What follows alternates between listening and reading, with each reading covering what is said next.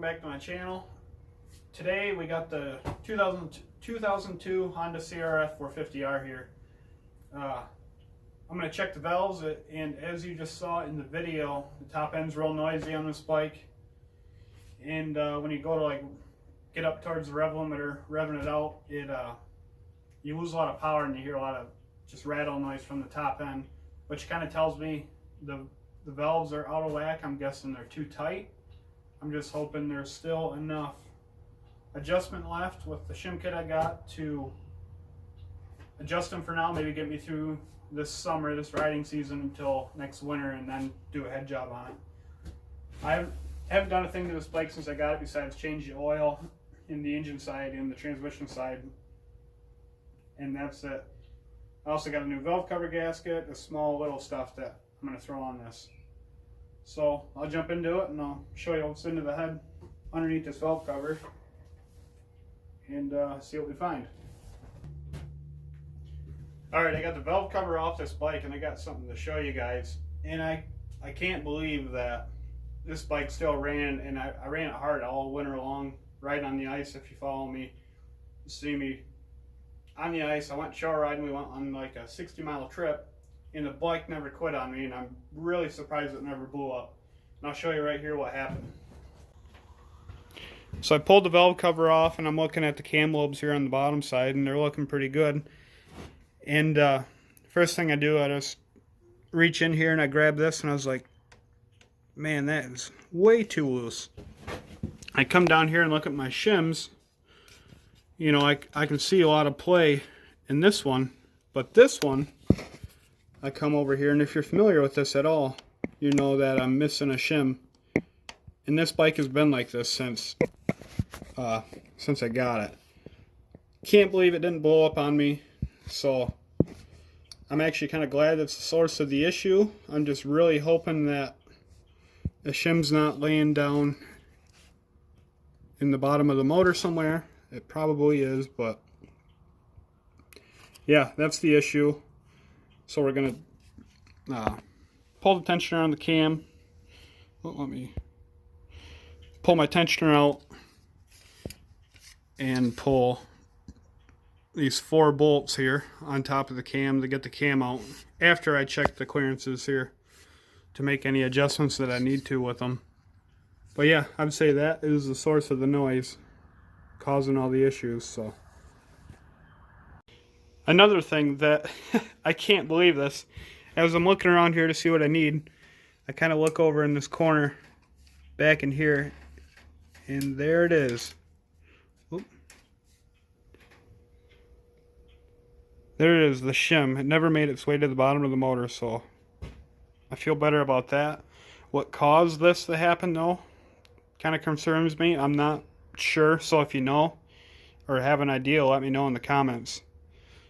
But I'll get back to shim these valves and getting this thing back together. Yeah, just pulled that shim out of there. I don't want to sound like a broken record, but this is why you don't let people that don't know what they're doing, or just like a handyman person working on your engines. I pulled that shim out. When I pulled it out on the video, I noticed this. I bumped this washer and it moved. And I haven't touched any of this, but this bolt's loose that is holding the cam down. I've never ever had that issue inside a motor before when I've worked on these.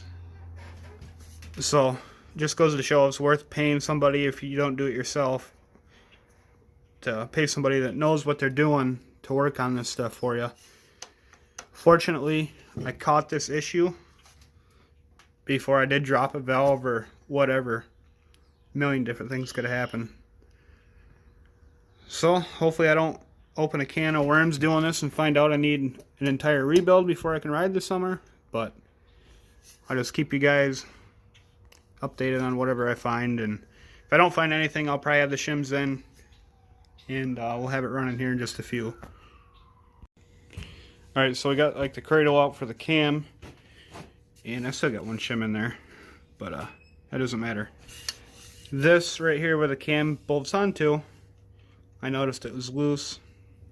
You know, It's part of the head. The head's it's junk, and part of the bolt's in there, which is funny because those weren't even that tight. So whoever was working on it before me had broke it, put it together anyway, and they just wrote it.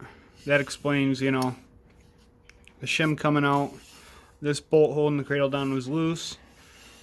Over, where is it? Right here, where the cradle is, it's split. I'll show you that. So pretty much this is going to get a new top end. I'll show you the cradle.